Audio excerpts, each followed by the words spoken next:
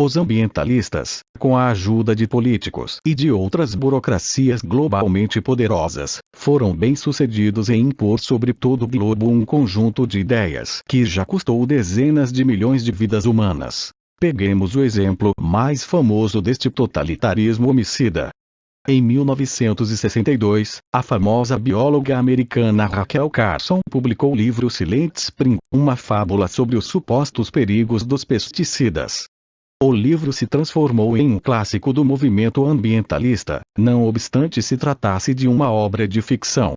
O livro exerceu uma influência poderosa sobre vários governos, o que levou à proibição mundial do uso do DDT, diclorodifeniltricloroetano, o primeiro pesticida moderno, ainda no início da década de 1970. Em 1970, pouco antes da proibição do DDT, a Academia Nacional de Ciências dos Estados Unidos declarou que o DDT havia salvado mais de 500 milhões de vidas humanas ao longo das últimas 3 décadas ao erradicar os mosquitos transmissores da malária.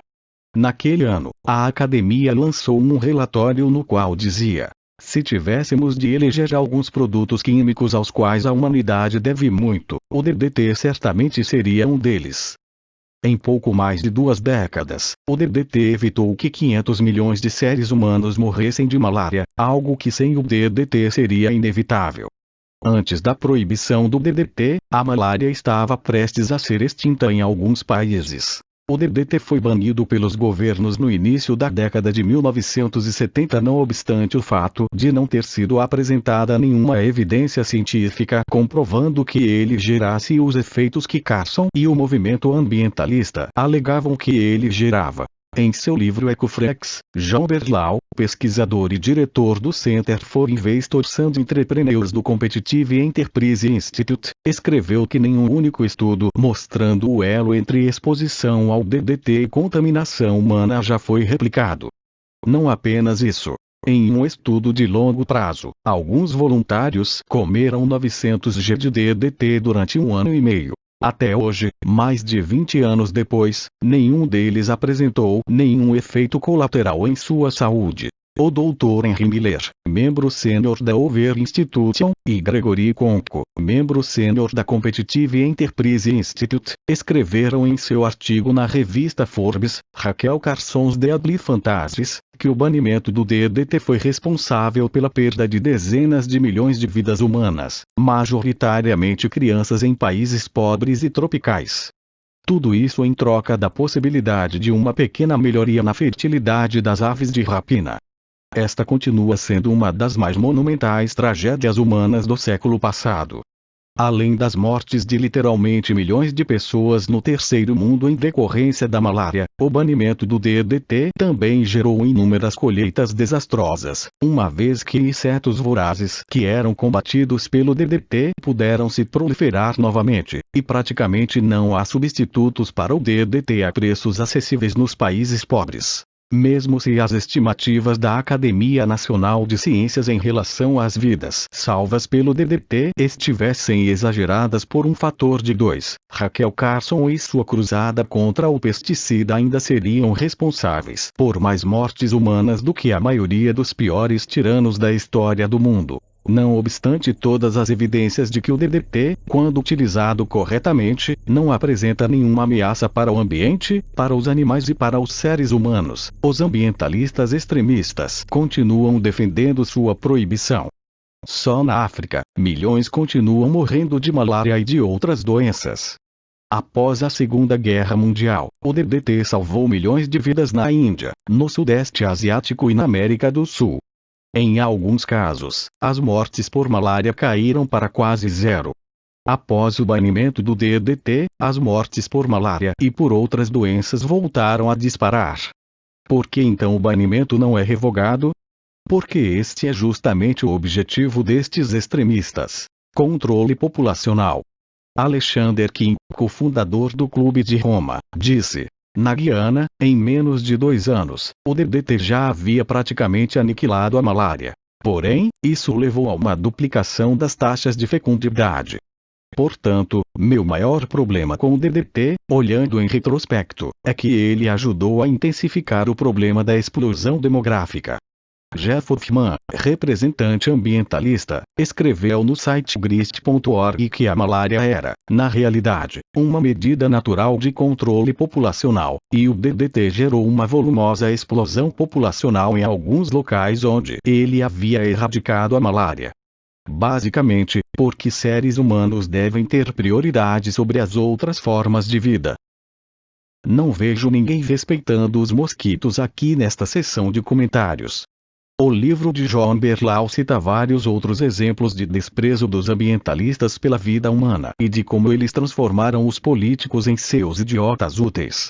A Organização Mundial da Saúde estima que a malária infecta pelo menos 200 milhões de pessoas, das quais mais de meio milhão morrem anualmente.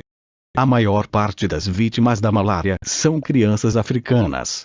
Pessoas que defendem a proibição do DDT são cúmplices nas mortes de dezenas de milhões de africanos e de asiáticos.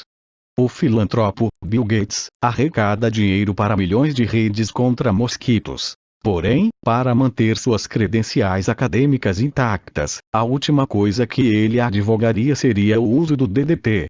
Notavelmente, todos os políticos, principalmente os negros, que deveriam se sensibilizar com seus irmãos africanos, compartilham esta visão. A morte de Rachel Carson não colocou um fim na insensatez ambientalista.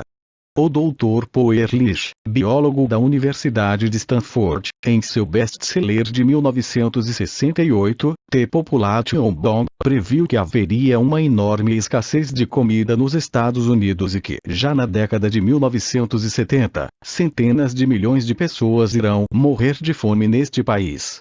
Ehrlich via a Inglaterra em uma situação ainda mais desesperadora, e dizendo que se eu fosse um apostador, apostaria uma quantia substancial de dinheiro que a Inglaterra deixará de existir até o ano 2000.